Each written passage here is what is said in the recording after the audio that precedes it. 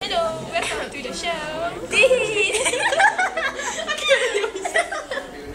Kita ada misran kat sana. Lepas tu kita macam punya concentration dah hilang sikit. Rendang cek.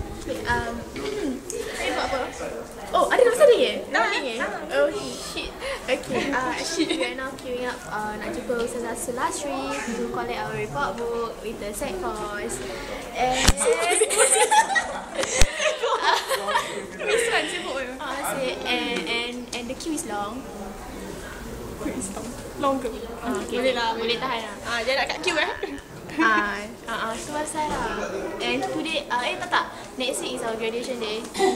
So, kita dah tak sekolah lagi di sini. We told this in our last video already, right? Tapi kita nak kena cakap lagi. Kita stress it. It's the last time. Last time we stress. Kita belajar kan? Then kan, Acik dah cakap Fine lah ni semua.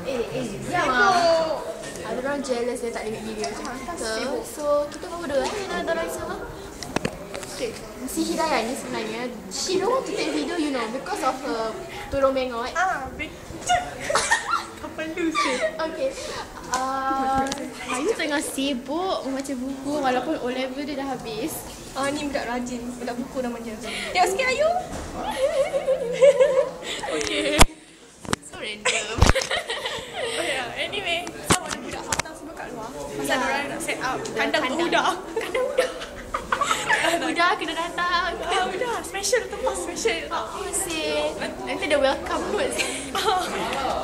Then later after we collect our report book, we thought of jumpa dorang semua kan. Ya. Then kita nak plan for our meeting. Ya, I have to talk to Ustaz Nafi. Buat dia sambal party. Betul. Saiful, tak nampak kau sih Friday. Saiful. Dah lama tak nampak kau, aku rindu kau.